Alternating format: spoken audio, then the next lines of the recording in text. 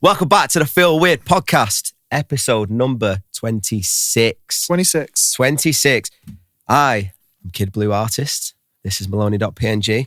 We're back. Right. We've got literally so much to squeeze out today. Mm-hmm. I've literally been scouring the internet for some mad stuff that's happened as well. Yeah. And we've also got some pretty cool segments as well. Yeah. Some fun bits, some games, some nice bits. First of all, against our will, the lovely Lily Eve is back. Hey guys, welcome back. That was your cue. Yeah, I watched for our audio listeners. I was looking at her, and she was a good 3 yards away from the microphone in a different direction. Yeah, but she really did not pass the test next time. But we needed her help today, so she's here for us. So actually, she's going to get us kickstarted with our question of the week, aren't you, kiddo? Yes. Let's hear it. Okay, are you ready for the best question you've ever had? It's going to be like, would you rather have lettuce for feet or... No. I've advanced on my question asking skills. Go on then. Got a bit of a raspy voice because I've been teaching kids all week, so just prepare for that. I thought you said a rasta voice and I was like, don't No, I wouldn't be saying those kind of things. Question of the week. Okay, question of the week. If you had to replace every world leader with a musician or a movie character, who's running the planet and what's their first law? Maybe not go into lots of different world leaders, otherwise that will be the entire podcast. Should we go for president and prime minister? That's a good show. So how about Sam does president and Liam does prime minister? I'll take that. Yeah, okay. I'll take that. So it has to be a musician or a movie character, and what's their first law? So it law? could be a character. Yeah, movie character. But assume as well, being American, the first thing you have to be as their president is American. I was going to say. So you have to lock with a character or musician. Yeah. We've got a million choices. Prime Minister, though. But same with me as well. So. Oh, that's a really good question, though. It's a great question. That was really good. Great question. I'd love to go for every single one of the UN panel, but let's not. Yeah. God, I'd love to go for a character, but then I also reckon genuinely someone like Denzel Washington, just whenever he opens his mouth. Yeah, no, he's a wise guy. He's a wise motherfucker. Yeah, so 100%. I would love something like that. That's a great pick. Great pick. He's the right age as well. He's 70. Exactly. He's Yeah. perfect at the right age. You know, and without us going on about what we normally do. Yeah. It wouldn't take much to be either at the moment, would it? No, it would not. No. Have you got one for Prime Minister? Because I've got a couple more ideas I want to think of. I'm trying to think of who's portrayed a president in films as well. I'm going to go character though, instead of musician, because there are a lot of good musicians, I think, who are very unbiased, unbought, who will probably just be like framed for something and taken out if they were our Prime Minister. But I'm going to go number 10, David Tennant, Doctor Who. So goes the Doctor. Yeah. Let him be John Smith, that alter ego, because that's a man who's got a sense of justice for people. And I think, not just as someone who's a big fan of that show, that he's a character who would do a good job of that, because he's got a passion for the people. I like that a lot. He would hold the rich accountable. Costa be paying their bills. He did. You were for the people. So... Oh, Lils has just got one on Google. That is a great shout. Look, she's earning her points today. So you never watched Paradise, did you, Liam? No. Oh my God. He played the president in that, didn't he, with Sterling K. Brown? But I don't. There's something about. Now the thing is, James Marsden for our audio listeners. Yeah, James Marsden. Sorry, yeah. Normally, I would just go ahead and say spoilers. Yeah. Because I don't care about the audience. It's been out long enough. But I want you to watch it. I will give it a watch. So what I will say is, for the majority of the first series of the show, there's only one series out, you think he's a terrible president. Okay. And it turns out he's not. Is he just like laying pipe, though, to everyone that's in his presidential run? Because he's a good-looking bloke. No, he's married in it. No, he is. No, you're right, yeah, because he's in the show, he's married, but they hate each other, but they have to for a public image. So he's just like, he's so it's like all presidencies. Everywhere. Speaking of which, just because it's perfectly on brand, there are rumours out of 10 Downing Street that Keir Starmer and his wife have actually separated now and doing very much the same thing. And it's for public appearance, but they're going through they're very much separate at this moment. So is that his excuse? And also, King Charles and Camilla are very much the exact same situation. They've now separated. Well, a leopard never changes his spots, Liam. Well, they're just together. They're actually together for just public appearances because they have to be. How many? You can't. I would How many world leaders loosely say like 70% of world leaders' relationships are fake. Gotta be. I mean, Donald Trump's missus hates his guts. Of clearly. course. I've never even seen her. Smile I've never even seen her without sunglasses around him. Yeah, no. She might actually be She always looks like a spy. Yeah. Do you know what I mean? She looks like Angelina Jolie in Salt. Banger of a film. Absolute. Great film. Banger of a lady as well. Yeah. But No, but the other one I was going to say was Jamie Foxx in White House Down. I'd like him to be president because he was just a cooler Barack Obama because he was running around with an AK-47. That's a good one. Yeah. I like that one. That was a really good question. It's a great question. Great start, Shills. No worries, I'll be back next week. Depending on how well you do today, maybe you will. No, I've just got to try and keep up with the speed of the typing. I'm joking. So you eat your bag of crisp in that mic. Absolutely. Crunch away. Save the snacks for later. Right then, Liam. Well, I'm going to go in with. Should we go? Do you want to talk music or films first? I'll give you the choice. Let's go music first. And well, I'll tell you what. First, I'm going to give you my music board entry of the week. Let me hear it. Keeping up with our weekly segment. So I am actually going to go with. So if you remember, my last one was Justin Bieber Swag. This one is Swag 2. Who could have seen it coming? Who could have guessed it? Because I'm just a complete convert. If you'd have spoken to me 10 years ago and told me that you said this, I'd be bashing Justin Bieber. You'd be very surprised. I'd be ashamed of myself. It's basically a Michael Jackson regen album. This is a big statement because I heard you say this. It really is. The first one was just Dijon and McGee and it was brilliant. And this one is still a bit like that. But like, there's a couple of tunes, Bacar's on it and Thames. Both really good features. There's so many tunes on it. It's also literally so many tunes on it. It's a fat album as well. How many tracks? Could you just get it up on Spotify for me, please? Swag 2. Because it's hard to grasp because he's released Swag 2 and it's like a double album with Swag 1. Oh, so the number at the bottom is a little bit misleading, but I think it's another 20 plus songs. Decent. So I don't know, he's pumping them out, but it was bang on a month from the last one. Do people know this was coming? No. Okay. It was another surprise drop. We love a surprise album. Another surprise drop. But genuinely, I mean, don't get me wrong, I've listened to it top to bottom a couple of times and I've already added a couple to my playlist. Mm-hmm. But yet again, like I said with the last one, even though it was like a 20-song album, a good 5 to 10 songs have made my playlist, which never happens. 44? That's including the last album. Oh, okay. So 22 then, I would say 22, yeah. That's a good, healthy... Yeah, exactly. And I also wanted to do a little special shout out to... Go on then. Have you ever heard of the Easy All Stars? They're a reggae band. No.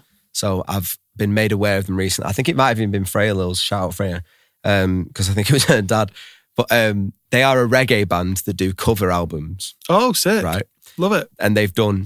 You told me about this the other day. I did, yeah. You did? Yeah. No, yeah, so very cool. So if you just look it up for us, Lils, Easy All Stars, because they've done like a Dark Side of the Moon, but it's called something like Raw Side of the Moon or something. Raw Side of the Moon's classic. Yeah, because it's all reggae stuff. Great. They've done a Radiohead cover album called Radio Dread. That is class. And it's just so good, it seems like they're only leading by if you can get a good pun out of the name. Oh, yeah, totally. Do you know what I mean? So if you could just do me a favour, Lils, and go on their albums, because I can't really read it from there. But there's a Dark Side of the Moon one. There's a Sgt. Pepper's one. Yeah. But they've all got really funny names. What have they changed that one to? That's what I mean. I can't remember. Come on, Lils. Come on, you can do it. She's really struggling. Easy All Stars is the artist. I took up a panel over before I did Click on the artist. Yeah. That's the album. Where are you going? Where's the mouse going there, kiddo? There we go. Right, go on to albums. This is worth it because the puns are really good. Go on, let's hear them. Okay, let's have... Oh, yeah, I can see the... Oh, Ziggy Stardust as well. But yeah, Ziggy Stardub. Ziggy Stardub. Love it. Can you read the Lonely Hearts one out for us, those? Easy Stars, Lonely Hearts, dub band. Easy Stars, Thriller. Dub Side of the Moon. Dub Side of the Moon is class. First Light, Double Side of the Moon. Easy Stars, Lonely Hearts, dub band. Radio Dread. Yeah, that's class. Radio Dread is great. Yeah. I'm really sorry that was smoke. I wish we need to put a camera on Lils because that was more entertaining watching a really struggle. Eventually we'll get to the point where we can live screen record. It would be great. Actions, which is obviously probably going to get us cancelled as well. But yeah, anyway, go on, hit me with yours then, Liam. Mine is Leve's new album. A Matter of Time, and it's a beautiful album. I know I kissed that into the air because it felt like it would have floated off. Yeah. It's a really stunning album that followed up her last Grammy-winning entry project. Yeah. It's... The songwriting's really, really stunning. Nice. Like, the themes and stuff she's talking about is really gorgeous. I love the album cover. The whole thing about time and because a lot of them have got like a little clock going on it throughout the songs. There's a couple of gorgeous instrumental tracks in there as well. And the whole thing top to bottom is just really, really stunning. It's a really good album. And I've really enjoyed listening to it. And I would recommend it highly. Very interesting. Yeah. I'm going to ask you, Lils, purely because of what day it is. Today is so for all of... What is your music board entry? Oh, she got a music board. I was about to say, for all the girlies that celebrate. Yeah. Today is Olivia Dean Day. And The Art of Loving has been released this morning. You've been drilling it all this morning? Lils was like a kid on Christmas. It was well cute. Yeah, I got up this morning and Sam wasn't awake, so I just put my AirPods in and led in bed. But I woke up the whole album. and it was you woke up to her just like sobbing with a smile on her face. Genuinely, let me just get the title of the song. Let Alone the One You Love is a beautiful song, and I just made myself feel like I was in a breakup, even though I'm in a very happy relationship. I just, for the moment, just full disclosure. Just trauma. Bring back the memories. I just let myself get in that headspace. Did you pretend you were in the backseat of the car looking at the rain? Absolutely. Yeah, it's one of those songs. Yeah, in the shower. Beautiful album from Miss Olivia. Oh, and she's done quite a lot of songs recently that are about like the ladies' room, which is like kind of like about being a woman. She's not really done anything that's like a love song. So this is a really nice album. Nice. And we've got tickets to see her, so I'm really excited. Great. Yeah, you do. I do not, sadly. I also leaned to a little surprise to you. Do you remember the Temper Trap? Who do Sweet Disposition? Yes, yeah, of course. I was thinking why that sounded really familiar. Is it good? I haven't heard it yet. Have you heard? Do you know where they're from? Ends Sheffield. No, they're from New Zealand. I didn't know that for years. Mad. You know, the band that do Sweet Disposition. So again, they will be one of those bands, and I don't want to call them a one-hit wonder band because I listen to a lot of their stuff and I really liked it. But everybody will know that song and nobody will know it's them. You're probably right. But I'm also Dracula one for that album. I only heard this morning because I know he's been teasing. Tame Impala. Tame Impala. Just because it came up. Yeah. Because that's not coming out till October 16th. Yeah, because the album's not out, is it? Yeah, but he keeps throwing out a couple of them here and there. Only listened to Dracula this morning. That is a banger. What's the other new song he's got out? Because we watched the music video for it. I think only three. Really good. Three of his. Just go on his artist. Speaking of which, I only just saw the music video. Came out 2 weeks ago for Have a Baby With Me. Yeah, it's cold music video. Do you know what? They're floating bed in the water and he's like there, and then it's loads of like home movies. Yeah. Love a home movies music video. And then the ending when it's the eyes, but it's just loads of different like cuts from loads of different pictures from his childhood. Yeah. And then his kids and his partners. That is what I love to see. His partners, plural. Do you know what I love to see? Plural. You segueing for me. What are you going to talk about? New song came out last night as of recording. Daniel Caesar with Bon Iver. That is your bag. They made that for you. You can imagine I fell out of the bed. Did it say for Sam Kappa? It was on my For You page. It was just on like that is class. Written across my forehead. That is shaking. Yeah, I know. I can tell. I know when I blow your mind when we do the eyes wide open shot, you're gonna go what and like just smash it. Get hit by R2. But anyway, yeah, his new album's due, and I wanted to ask you because it's well old news, and I think that's why people forgot about it. But Daniel Caesar was semi-cancelled like a year or two ago. For what? And I remember trying to look into it, and I couldn't really find. Are you cancelled then if it's not everywhere? Yeah, but I don't want to die on the sword of saying that he didn't do anything because I don't remember. It was a good 2 years ago, and then he kind of dipped, and then he's come back, and he's kind of not as popular as he was, and I don't know what happened. So I was hoping you were going to teach me, but no, controversial take. For the people that are cancelled, are you still listening to some of them though? Yeah, exactly. Are you in the shower singing R. Kelly? Sometimes. Absolutely not. Well, I'm not, but I don't really like R. Kelly's music. That's a bad example. Well, speaking of which, speaking of which, our star fan, Hannah, disappointed. Why? Disappointed. Oh, because we did a whole segment on Chris Brown being a prick. She went to see Chris Brown and I said, what are you doing? And she was like, what have I missed? Assuming she might have got free tickets though. Oh, but I get your point. She lives that life, doesn't she? Does you look live like you're living it up. You're living all of our dreams. Not going to Chris Brown concerts though. Yeah, fellas. We've also got some new No Worries Thundercat Anderson .Paak collab. All three of them. Love it. Unbelievable stuff. Did you see what Tyler the Creator said about finishing his Chromacopia Unbelievable, tour? Jeff. Sorry, just wanted to add that in. Do you know what I'm most glad about? That there's been gaps and you didn't wait for a gap. I was just going to say, the fact you did it right as he was asking the question, not even a point. Yeah. That would probably be a clip. Yeah. My brain works a couple of hours behind everyone else's. Repeat your question though again.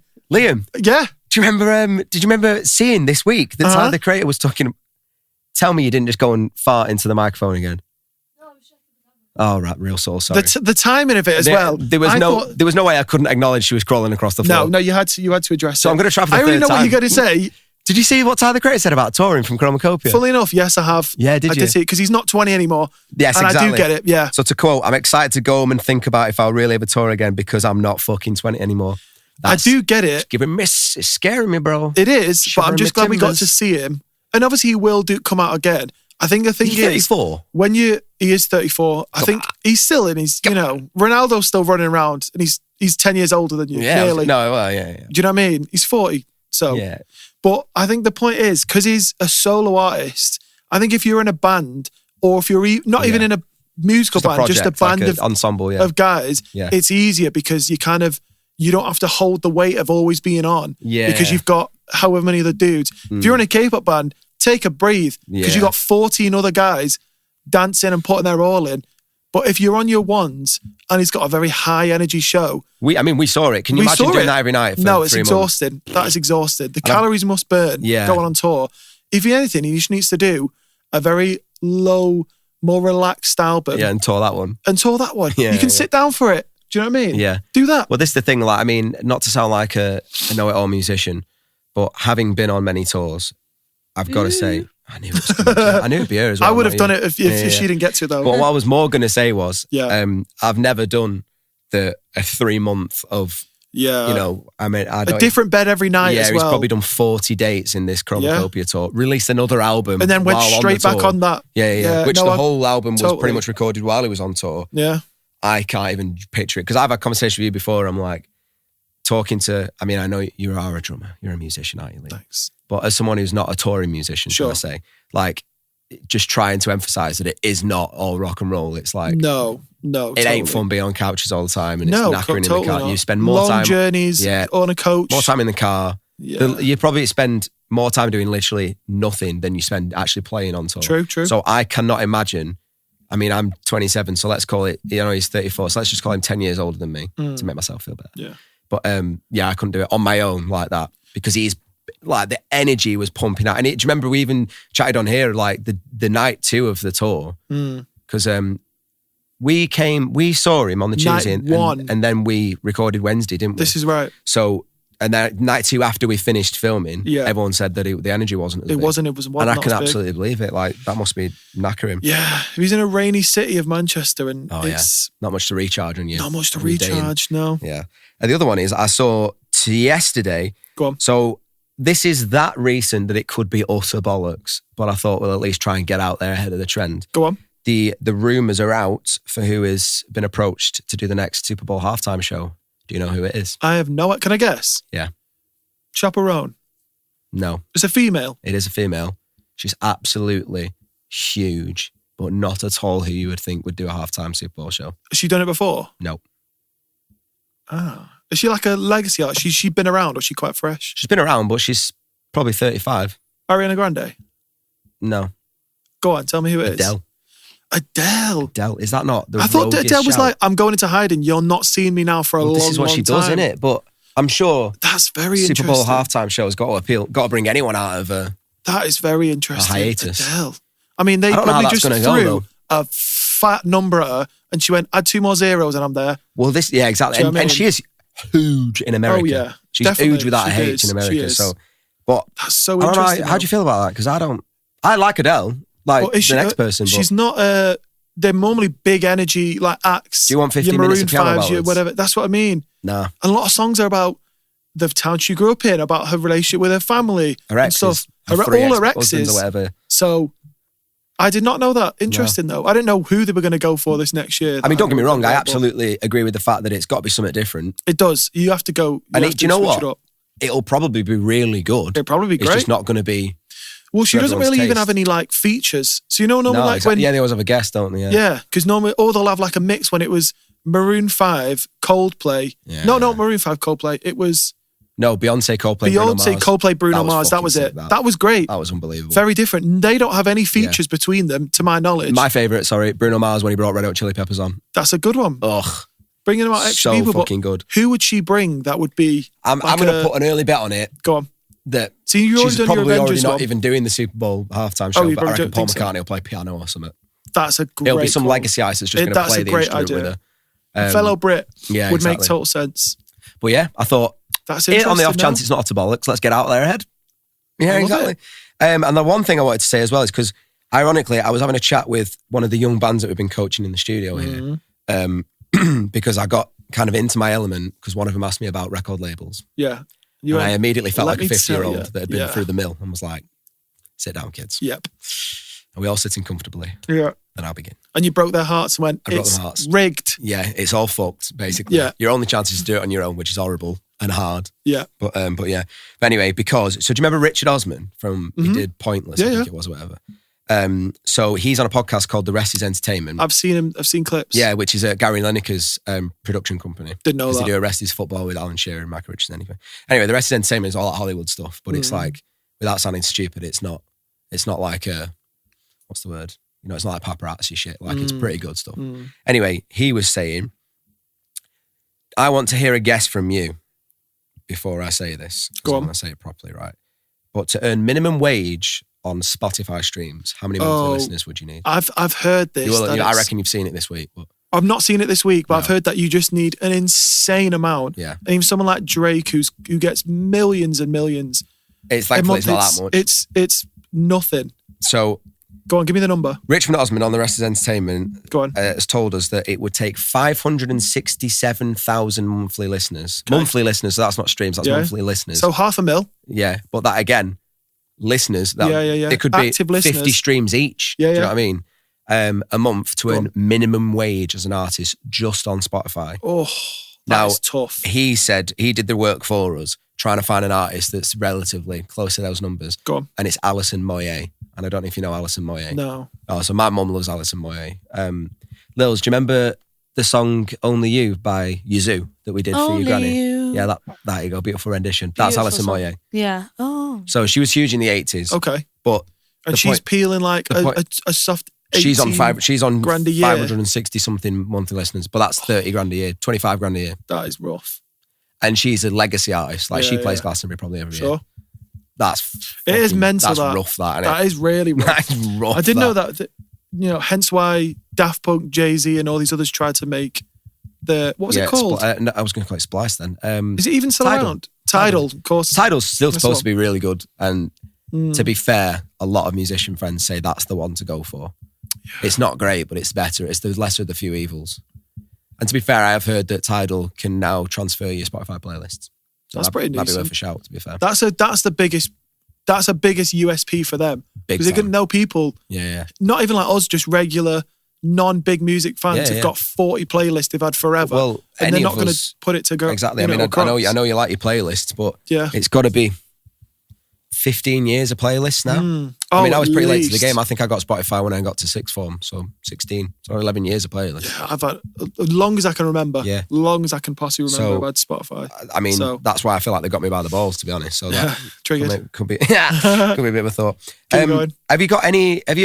We've not seen the artist formerly known as Kanye West's new documentary yet, have we? No, neither was. I want to go watch it, but they're not playing it in cinemas in the UK. No, I even tried it on my completely legal Fire Stick that I don't have. Well, also there's places and websites I know of that I avoid because they're not legal. But so I don't watch them now. I don't watch them either, but I heard such websites. Do you make notes of those websites so you can stay clear of them? I make sure they're in my bookmark so I cannot hit them. Do you know what I mean? Thank goodness. I know. But so I've got it. Should we watch it? We should watch it together. Yeah, even though every clip I see is Ye just shouting and screaming at family members. It's not looking good, bro. Do you know? I don't know why I was elusive. I was a delusional enough. I just bit my tongue as I said that. That's why I sounded like to think he was going to be like. To think it was going to be an hour and a half of just like. Of genius. Of just footage of him just vibing, cutting samples. No, it's just him shouting at his mother-in-law. It's him just shouting at people for however long. Do you know what? The thing is, as much as we've attempted to defend him here for his mental health and everything, it was the bit when he's shouting at, it's either Kim or Kris Jenner. And they're just like, yeah, I get it, but you can't just shout at people that disagree with it. And he's like, but that's what I'm like. It's like you're like a petulant child. It is like a toddler who's not getting their way, who's told you can't have ice cream because it's after 7 o'clock. Because as we've said, I do think the guy's fucked up in the head. I really do. Of course he is. But I also do think that... Tell me a genius who ain't crazy. Exactly. Name one genius. Name one genius who ain't crazy. But I also do think that he has not been told no for a good 20 years now. No. Well, this is... You know what? And to go back to 20... I want to say 18 or so. Life of Pablo? No. Just after. False Prophets by J. Cole. And the whole thing is him talking about Ye. And it's not a diss track. Yeah. But he says the whole thing is... He's just surrounded by yes men and what that makes an individual turn into. And that's the whole point of his song, that everyone who's just... That's real He throws an idea and they go, yes, love it. We should build homes in another country. I remember he was doing that, and they would like had previs for like domed homes that he was going to build in another country and put money into. Yeah, I was like, yes, do it. Tatooine houses. Yeah, Tatooine houses. That's the one. Well, that was the era that I was doing. I think I've said before on this. I did my dissertation at Music that was that time, and it was that. Yeah, I was like, see, that's great. Yeah, but, yeah. What time? Sad noise. Sad. Anyway, let's move on to Letterboxd then, shall we? Go on then. Should we go or do you want me to go? Can I go first? Because yours is going to spur into it will start for a while. The conversation. Go on, then you go. So I'm going to go first. And my Letterboxd introduction for the week is highest to lowest. Boring. Absolutely not boring. Not even seen it. Yeah, I was going to say. Go on. The latest collaboration from Denzel and Spike Lee. Yeah. Brother. Yeah, so it's fucking great. Sorry, I just looked across the room. Are you all right? Yeah. You look like you're having a stroke. She's intensely listening. She was like this. She was intensely listening. In what you're saying. That's very sweet. Yeah, go on. Hi, Lois. It's so good, Liam. Yeah. So unbelievably good. Can ASAP act? Because I remember seeing him in Dope with Shamik Moore and he was fine, but was Ice Spice any good? He's playing. Ice Spice was in it for 30 seconds. Okay, fair.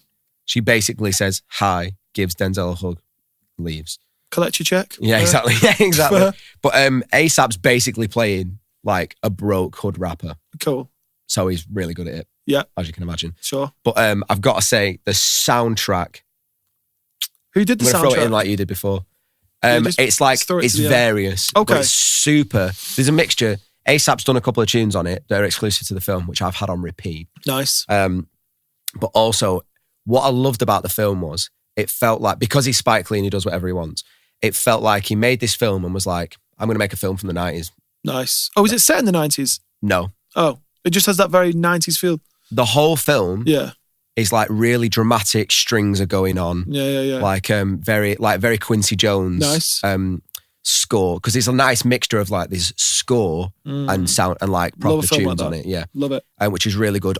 So many like cut scenes of just New York. It's just a love letter to New York. Nice. For coming from a Mancunian man. It seems like. Really? Every Spike film is set in New York. Oh, it's fantastic. Like, I swear Black Klansman's in New York. Malcolm X, New York. I don't think it is Black Klansman now. His last one with Denzel, with, what's it David called? Washington. He Got Game, was in New York. Yeah.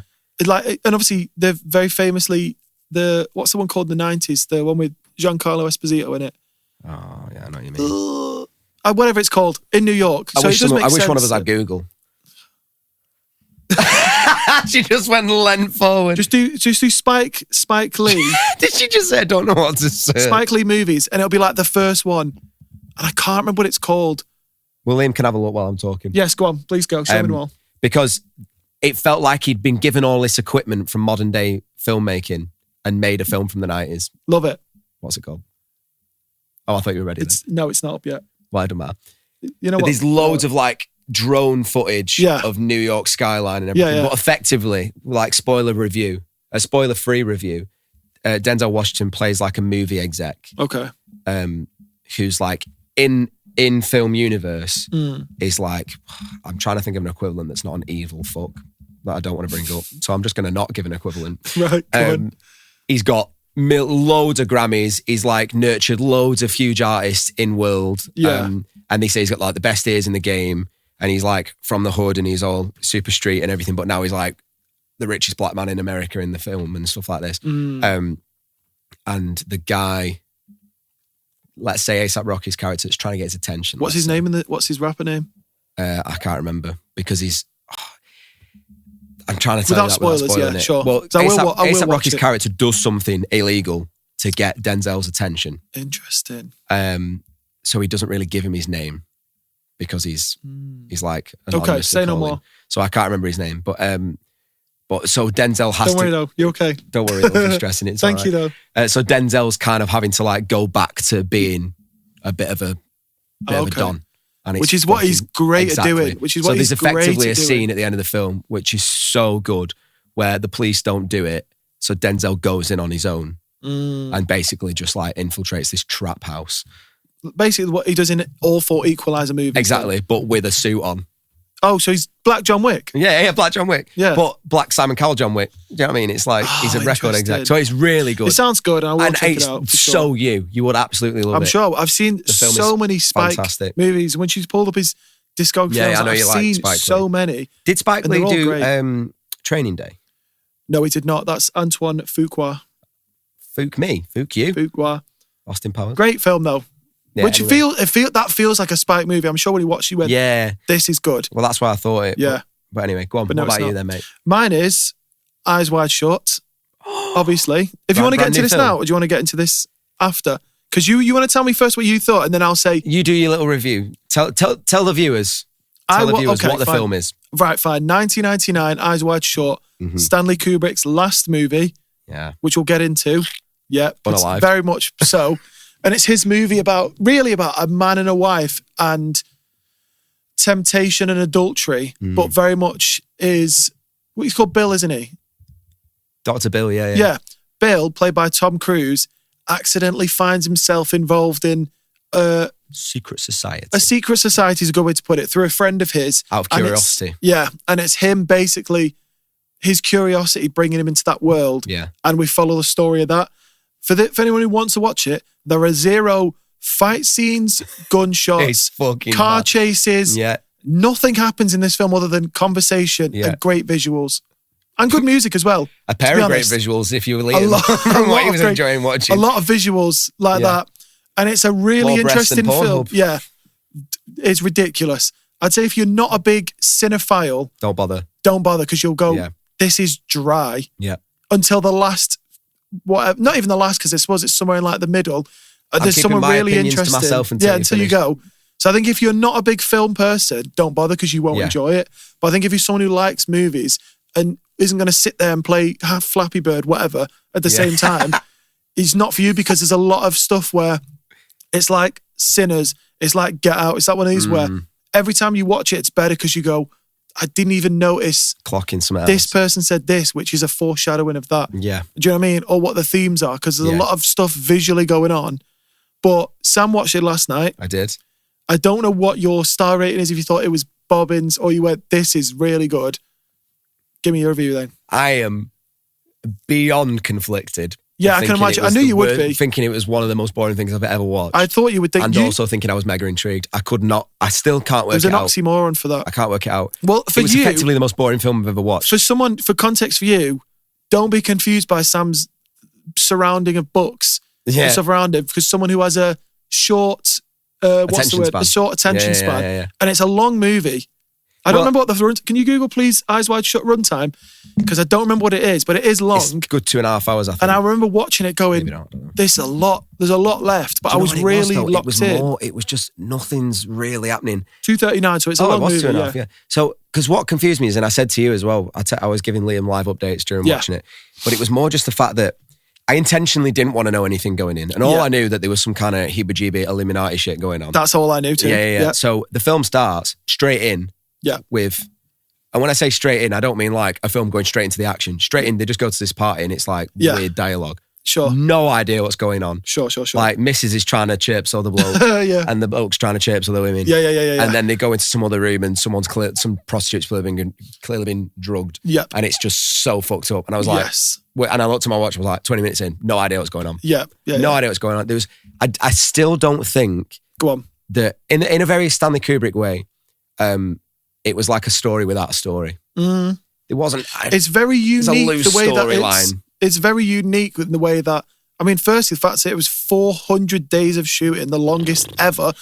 Not even Endgame, Doomsday took 5 months and it's got 40,000 actors in. Will be the biggest film ever. And will be the biggest film ever. That only took 5 months and has VFX up the wazoo. Right. This, I mean, ironically does have VFX because it was shot entirely in London, which is mental. When you go, how is this not New York because of the sets? Yeah. Well, I suppose he just keeps taking the same streets and they keep changing around or whatever. But what are your, I guess, thoughts on, have you thought enough, because not enough time maybe has gone by or you've not read at all about... I finished it after this morning. Yeah, about who they are or anything that you think you might have missed, or what are your thoughts? I do think it was definitely Freemasons or of that ilk. Yeah, sure. Because it was lots of medical professionals, like elites of society and stuff. And one thing I do want to quickly say was... Go on. So I guess... Your thoughts and theories. The film's 35 years old or whatever in it, so... 1999. Oh, is it? Right, okay. Yeah. So my point being is, if you're not seeing it, fucking tough shit. Yeah. So at the end of the film, when he's obviously been spooked, yeah, or at least 10 minutes before the end of the film, yeah, when he's been spooked and he speaks to that, is it another doctor, the old bloke? Ziegler, the guy from no, he's not a doctor, is he? Because he's this guy's doctor. Yeah. And that guy kind of gives him a rundown and being like, look, they were just trying to scare you. You don't know who you're messing with. Yeah. But he was like... The woman ended up dead. How does that happen? Yeah, and he was like, oh, it's just because she was a prostitute and she was an OD or whatever. And tries to basically make out to him, you don't need to give this any more thought. They were just winding you up. Yes. Now, that's very clearly not true. Very clearly not true. And I think the only reason he's told him that is because maybe this guy likes the doctor and doesn't want the doctor to keep pursuing it. So he's thinking, if I tell him they gave him warnings. Remember, he was given a warning at the gate as well. Yeah. From him. But it was the way that he was thinking, if I tell this guy that it's nothing, then he'll probably stop thinking about it. Yeah, sure. So I thought, that's clearly what that is. But then the only thing I'm confused about is, well, not confused, but I've kind of got questions for. And again, I haven't looked into any of these questions because of this. But then when he gets home, the mask that he couldn't find is laying next to his wife. Yeah. So now it's effectively, has the wife found it or has he been, someone's broken in and put it there as a threat? I assume it's that because of the power we're talking about. Did you consider at any point, and I feel like when I watch this back, which will probably be some time, through the eyes that not only does the woman know, she's in it. Oh, I texted you that, didn't I? Yeah. She's one of the people. I've got to say, until that prostitute died at the end. Yeah. What's the word we got to call them that we don't get like nerfed on TikTok? Oh, unalived. No, but prostitute. Oh, good question. Don't know. Sex worker. Sex worker's probably safe. Sex, doing something. Hooker is what they were calling her in the film. Jezzy. Yeah. Anyway, for an urban English word for it, brass, something like that. Anyway, before you can use it, she turned up dead, I thought it's the wife. So I thought, how was that woman recognised him by just his demeanour? This is the thing, though. Now, granted, it was the woman from the start that he helped, wasn't it? Apparently, you're close, but no. Because the guy says to him, "It's the woman that you helped."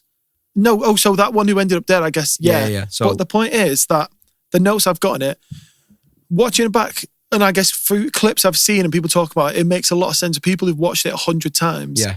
Of a lot of the symbolism and everything, that Kubrick was one of the ones who everything that's within the scene has a purpose. Everything. And the way that things are moved around and differently done. Because they go to a lot of the same places. He goes to that person's apartment twice, Mandy's apartment twice. Yeah. But watch through the eyes of that actually Nicole Kidman was at the party. Apart from the dream that she says a dream that is just so, like, describes where he was. I forgot. That's the bit that freaks me out. Because then you go, oh, how would she know? Because you can believe in secret societies, but that's voodoo shit. So, the point in that is that actually... Was she slipped something so that she didn't remember and that's why she thinks it's a dream? No. So here's my thing on it. But she was there. Do you remember at the start of the movie when the guy who was dancing with her, I can't remember who he's called, what his name was. The old guy who's dancing with her. And I think the whole party is the elites. It's everyone who was at that party. Is that the secret society? Was it the secret society and the other one? Bar a couple people, but obviously apart from Bill, who doesn't know about it and only knows about this one, they're all the same people. The guy who dances with Alice, her name is, and he's obviously Nicole Kidman. Yeah, Nicole Kidman's character, and he says about, oh, let's go upstairs, whatever, and she says to him, no, maybe later. Yeah, she's already like signifying to him, no, because not now, but later on, at the other because I'll be at the other party. Right, and there's a couple things within like the first 15 minutes when she gets dressed. And she takes off her dress. She takes it off and just lets it drop. And it's identical to how they do it when they're surrounded in the circle, when they're at the mansion. Yeah. And the women drop their dresses there. Yeah. To show the sort of symbolism that she's already done it. And that in fact she was at the party.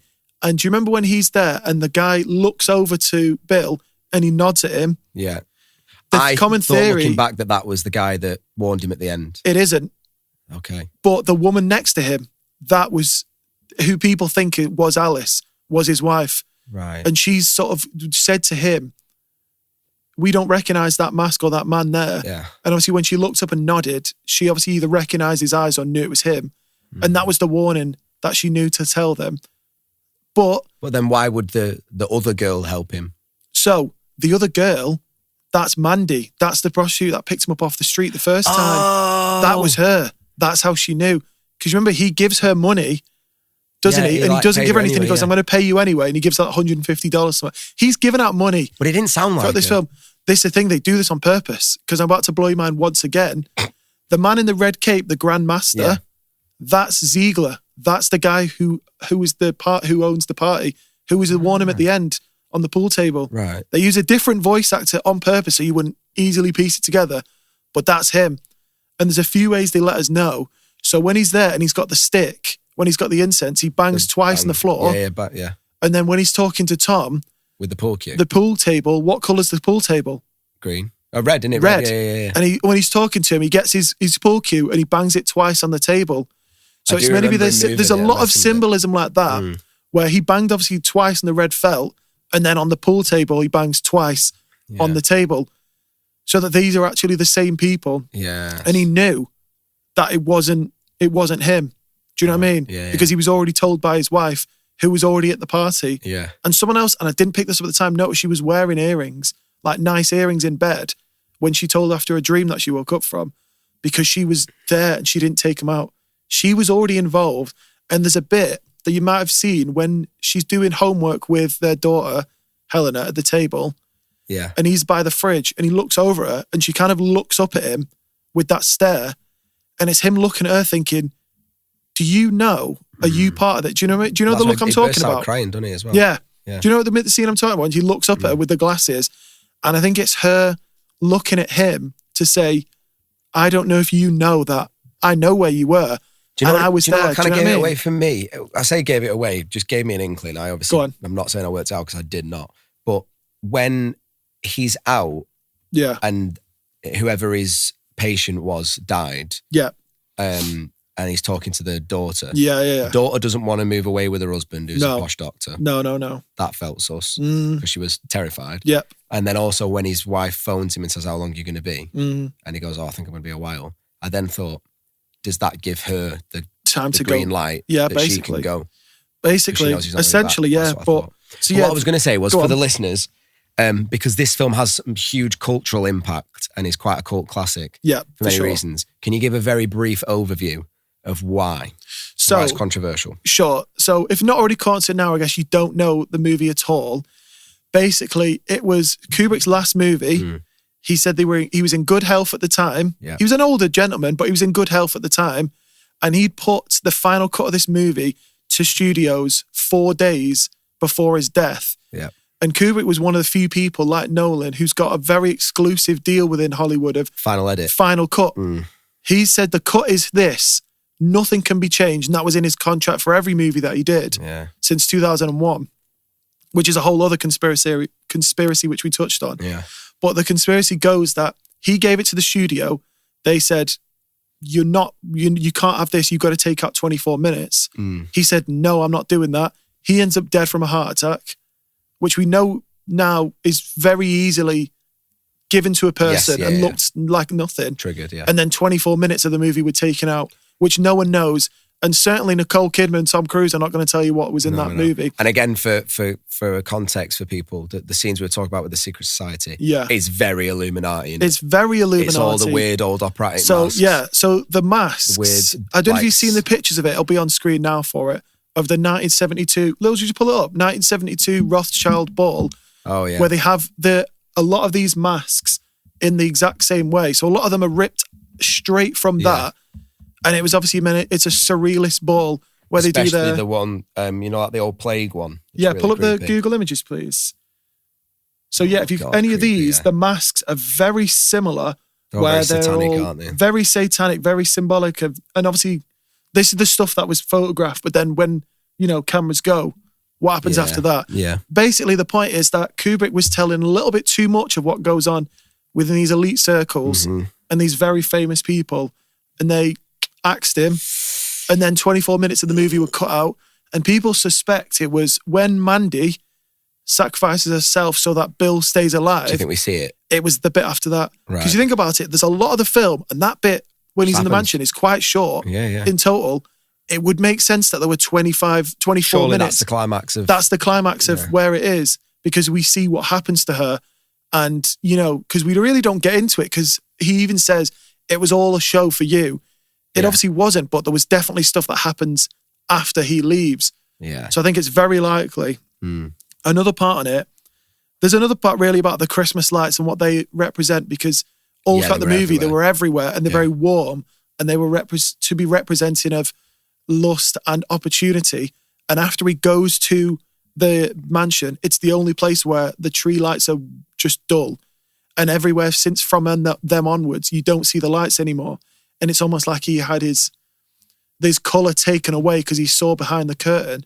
And one of the last shots when he goes back home... right, go on then. One of the last shots when he goes back home, he goes and he turns off the Christmas tree. Oh, I was going to say, because they were on when he went back. Yeah, because he turns it off afterwards, almost like he's been illuminated and he's seen the real world. And there's a lot of different ways between the way that they act between each other. Also, this is something I did not notice until after, and I had to watch it back on YouTube.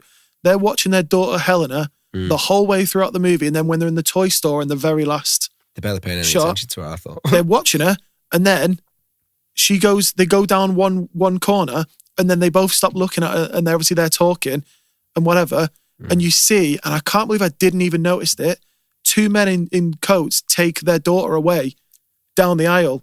What, is that just before she goes, and there's one thing we've got to do now? Fuck. Yes. It's like, all right. But minutes before that, when they turn into that aisle, their daughter gets taken away by two men in big coats. Ooh. Same way described as by Alan Cummings' character, that two men took away his friend. In big guys in big coats. Yeah.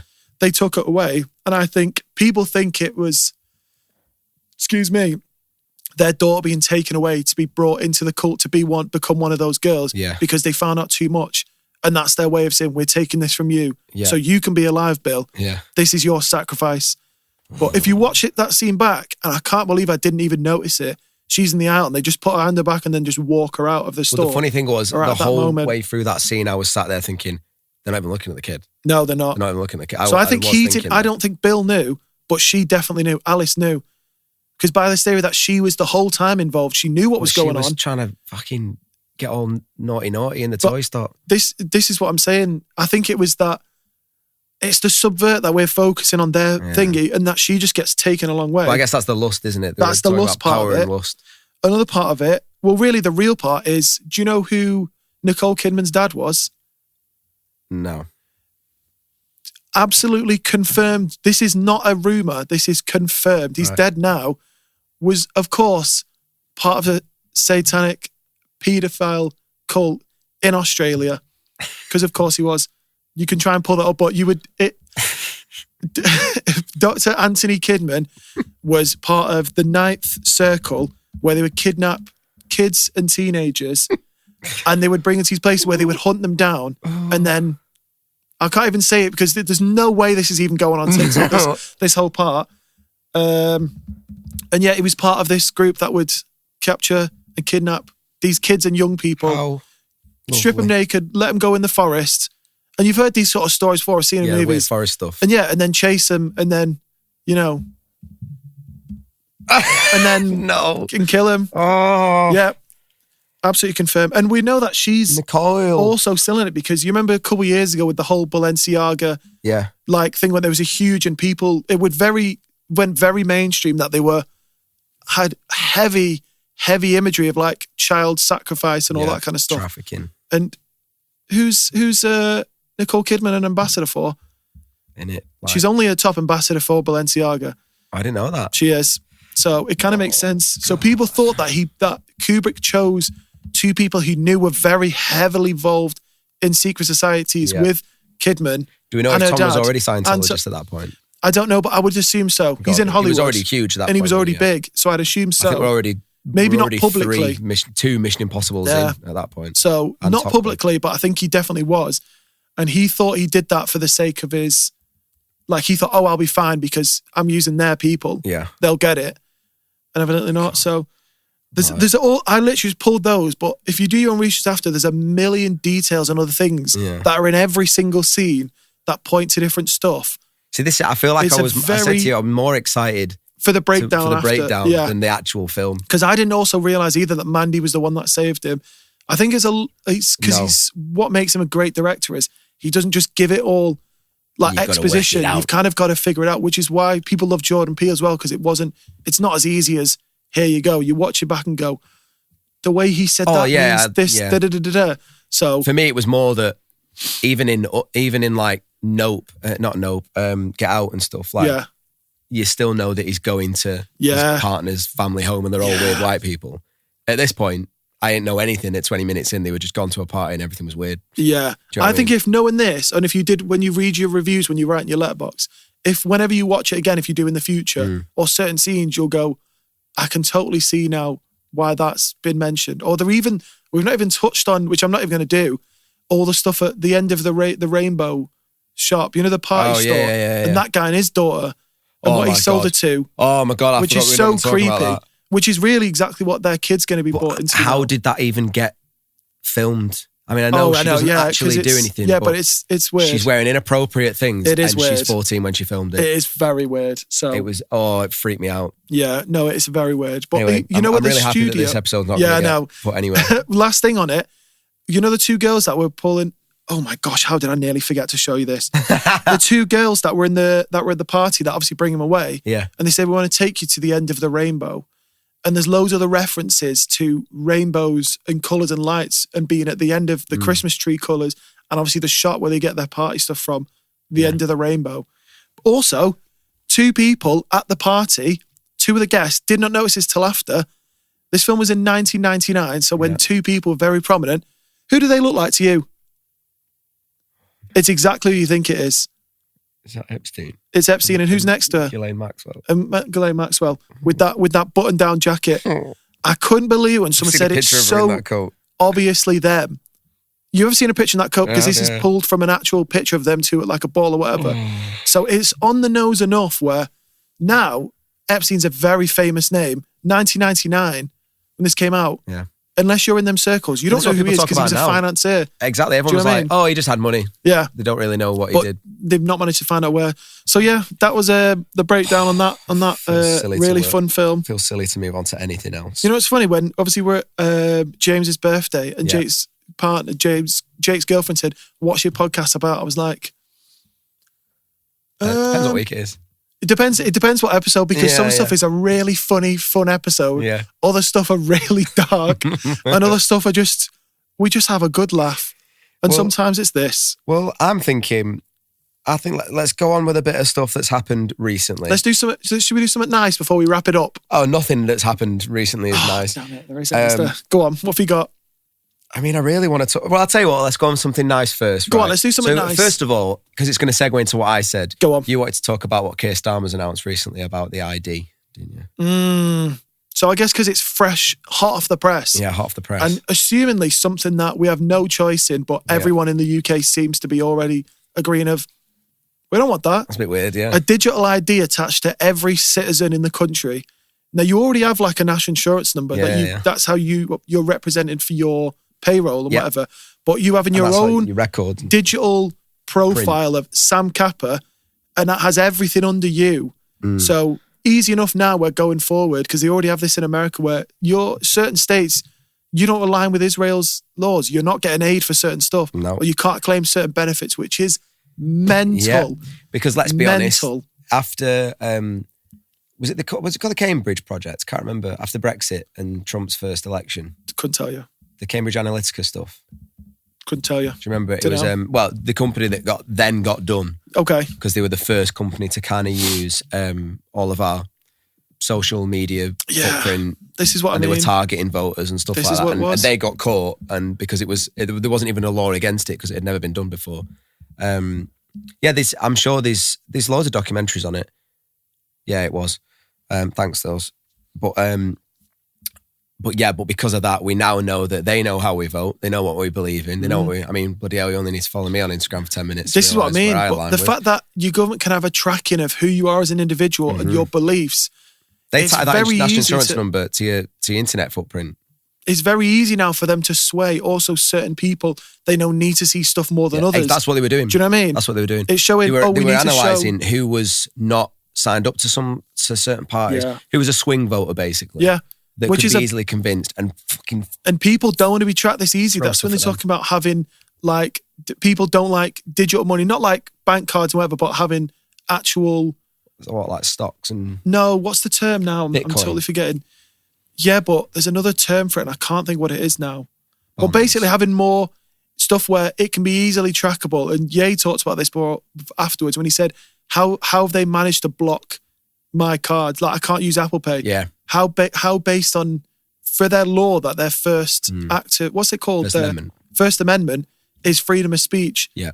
You can't block my freedom of speech of blocking me being able to buy groceries because you don't like what I said. How have you even got the power to legally do that? Yeah. And I think this could be a slippery slope where in 5 years' time it's normal where everyone that grows up has their own little digital ID within, not HMRC, but some other, but being represented as a QR code in a nation of 66 million people. Oh, God. It's feeling very Skynet. Yeah, well, do you know what I mean? On that note, at least we're not Spain. They are bringing in what is called the Spanish porn passport. They need an actual passport. No, I've not. Tell me. We're both in relationships and we don't masturbate and we don't obviously use, not internet resources. Obviously, but I've heard through people. I've heard through the grapevine. It's getting pretty hard to find porn these days. Because they're trying to obviously get kids off and stuff, which I don't disagree with, I guess. No, totally. I don't really, but in so Spain, have you heard about this at all? No, not heard about this. Brilliant. Go on. So it's called the Porn Passport. Okay. It's part of Spain's digital wallet app thing to prevent minors from accessing porn online and stuff like that. Basically, once verified, the user gets 30 porn credits. That is crazy. Or tokens per month. Of a time or like a one-time I don't know. use? These tokens allow access to adult mental. content for that month. After using up the tokens, the user would need to verify again to get more. That is so mad. Yeah. Verification of age is done via official ID or through digital identity systems like Spain's electronic ID, which I'm guessing is what. That is so crazy. The system is intended to preserve privacy. Platforms should only see that the person is over 18 and blah, blah, blah. So again, the way they're actually doing it, the way they're claiming to do it is to protect minors. But it's definitely to get more control of our ID and... That is mental. I mean, it's an easy way to do it, to get people to give you their But what happens if you've Tommy tanked too many times in a month? you got to go and phone the government again. Can I have more porn, please, Daddy? Mum, I'm out of credits. It's the 7th of the month. Yeah, Are you out of credits? Back in our day when you had to ask your mum to top up credit on your phone. That is different kind of credit now. Different kind of credit. Well, back then you wouldn't even get on the internet on your phone because it was a Sony Ericsson. Pure memories, imagination. That is mental. Imagination. No, I've not heard this. The teacher bent over in class once. It got you a month. This is so mad. No, I've not heard this. Fucking mental. That is so absolutely crazy. Mental. Can we please end on a nice story or like a nice... Nothing good's happened, mate. Can we end on a game then? We didn't even get to talk about Charlie Kirk stuff.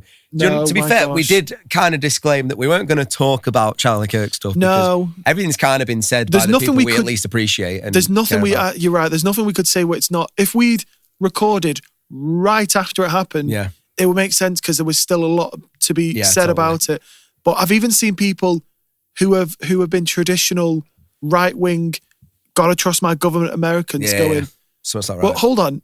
He wasn't the same guy as the picture there, and that gun can't be... Well, there's only a few things I want to very quickly touch on then. And it's, first of all, have you seen the alleged leaked texts from the confirmed shooter? I've never seen the most AI conversation ever. Have you ever had a conversation with Danielle and gone, 0800 hours, I'm going to release my firearm? No. On unsuspecting civilians. What the fact people ran it through ChatGPT and went, does this seem fake? And they went, it's way too much of a motive has been supplied.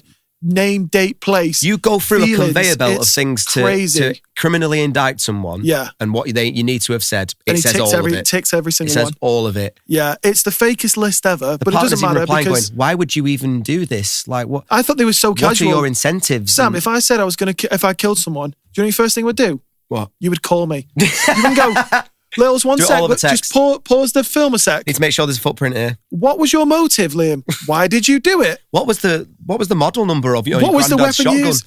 So you know what? What have you been doing with your granddad's shotgun today, Derek? Have you seen Rogan talking about this? Yeah. Because he and Andrew Santino were talking about it, and he said, because he's someone who knows guns. I don't know anything about guns. I did see this exactly. And he was talking about it. It was quite easy, actually, that you don't need to be an expert not only shooter. that, but he said that gun it's a very modern looking gun. And he said it was his grandfather's from World War II. Yeah, like a relic. And he was like, you can maintain it, but he said the convenience that it doesn't have a number. I was going to go back and get it. Well, he also said his bag that he had, he said that gun does not fit in that bag. No.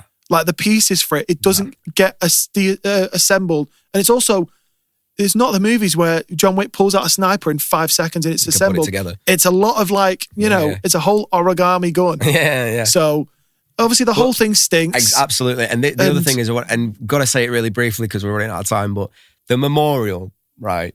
Was that not the most dystopian thing you've ever seen in your life? What, Tucker Carlson like making a joke and then laughing at his own joke? Oh yeah, creepy. So weird. But also all of the gun activists being behind bulletproof.